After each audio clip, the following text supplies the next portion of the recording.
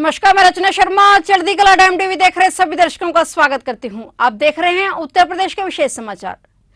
केंद्रीय रेल मंत्री अश्विनी वैष्णव ने मथुरा आने वाले तीर्थयात्रियों को दी जाने वाली सुविधा से संबंधित 2 प्रोजेक्टों को सैद्धांतिक मंजूरी दे दी है। प्रोजेक्ट पूरे होने के बाद मथुरा तीर्थयात्रियों को सुविधा देने के मामले में देश में अव्वल होगा। रेल मंत्री से हुई मुलाकात का जिक्र करते हुए स्थानीय सांसद हेमा मालिनी ने बताया कि दोनों ही प्रोजेक्ट पर आने वाला खर्च का भार रेलवे पर नहीं आएगा। मास ट्रांजिट सिस्टम प्रोजेक्ट को अमली जामा पहनाने के बाद मथुरा और वृंदावन के बीच के प्रमुख मंदिरों के दर्शन करना तीर्थयात्रियों के लिए आसान होगा। वहीं मथुरा और वृंदावन के बीच होने वाले ट्रैफिक जाम से तीर्थयात्रियों को मुक्ति मिलेगी। हेमा ने रेल मंत्री को जो दूसरा प्रोजेक्ट दिया था वह मथुरा जंक्शन स्टेशन पर टूरिस्ट फैसिलिटेशन सेंटर से संबंधित है, जिसमें आने वाले 14 करोड़ रुपए के खर्च को उत्तर प्रदेश ब्रज तीर्थ विकास परिषद वहन करेगा। इस प्रोजेक्ट की स्वीकृति के लिए उत्तर प्रदेश ब्रज तीर्थ विकास परिषद के उपाध्यक्ष शैलजा कांत मिश्र भी उस मथुरा की सांसद के साथ केंद्रीय रेल मंत्री से बुधवार को ही मिले थे। हेमा ने रेल मंत्री को जहां मथुरा जंक्शन पर यात्री सुविधाओं में वृद्धि करने के लिए बधाई दी, वहीं उन्हें यह भी बताया गया कि इस प्रोजेक्ट का प्रस्ताव उत्तर प्रदेश ब्रज तीर्थ विकास परिषद की ओर से आया है।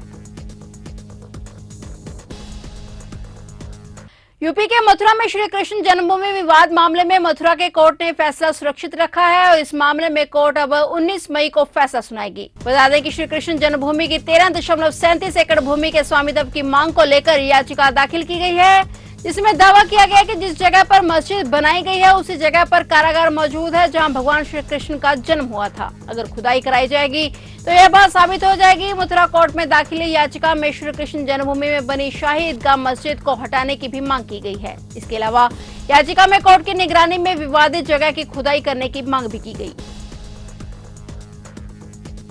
औरैया जिले में दिबियापुर के निकट गांव भिजाई के जिला पंचायत अध्यक्ष के भाई की ट्रेन से कटकर मौत हो गई। बताते हैं कि बुधवार की शाम घर पर किसी बात पर विवाद के बाद वह घर से निकल आया था। परिजन बिना पोस्टमार्टम कराए उसे घर ले गए।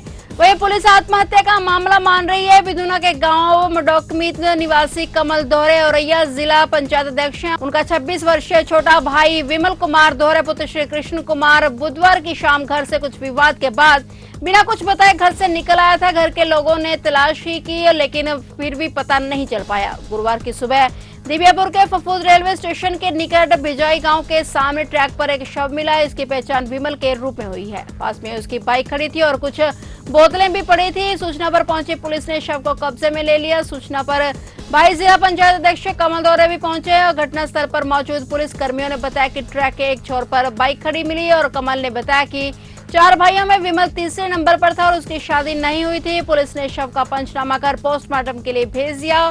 परिजन बिना पोस्टमार्टम करवाए ही वापस ले गए। वहीं पुलिस इस मामले को आत्महत्या मान रही है। समाजवादी पार्टी के राष्ट्रीय अध्यक्ष अखिलेश यादव ने गुरुवार को झांसी में यूपी की कानून व्यवस्था को लेकर योगी सरकार पर निशाना साधा। ललितपुर नाबालिग गैंगरेप पीड़ित से रेप पर उन्होंने कहा कि जब रक्षक ही भक्षक बन जाए तो क्या होगा। उन्होंने कहा कि जब समाजवादी पार्टी और वे खुद ललितपुर पहुंचे तो आरोपी इंस्पेक्टर तिलकधारी सरोज को गिरफ्तार किया गया। उन्होंने कहा कि सरकार ऐसे अफसरों को कब टर्मिनेट करेगी। अखिलेश ने सरकार से पीड़िता के परिवार को 50 लाख रुपए की आर्थिक मदद देने की भी मांग की। अखिलेश यादव ने झांसी में प्रेस वार्ता को संबोधित करते हुए कहा कि यूपी की कानून व्यवस्था देश में सबसे ज्यादा खराब है। सबसे ज्यादा कस्टोडियल डेथ उत्तर प्रदेश में ही रही है। उन्होंने कहा कि ललितपुर मामले में भी कार्रवाई तब हुई जब समाजवादी वहां पर पहुंचे।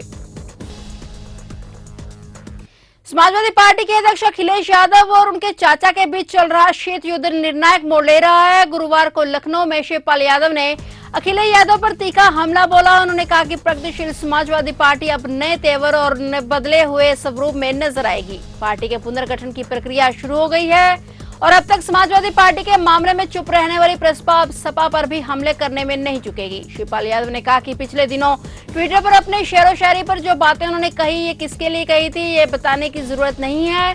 समझदार के लिए इशारा ही काफी है। विधानसभा चुनाव के ठीक बाद प्रसपा ने राष्ट्रीय कार्यकारिणी को छोड़कर बाकी सभी कमेटियां भंग कर दी थी, जिसके बाद शिवपाल यादव के भाजपा में जाने की अटकलें तेज हो गई थी। लेकिन शिवपाल यादव ने पार्टी को नए सिरे से खड़ा करने के फैसले के बाद फिलहाल बीजेपी में जाने की अटकलों पर विराम लगा दिया है।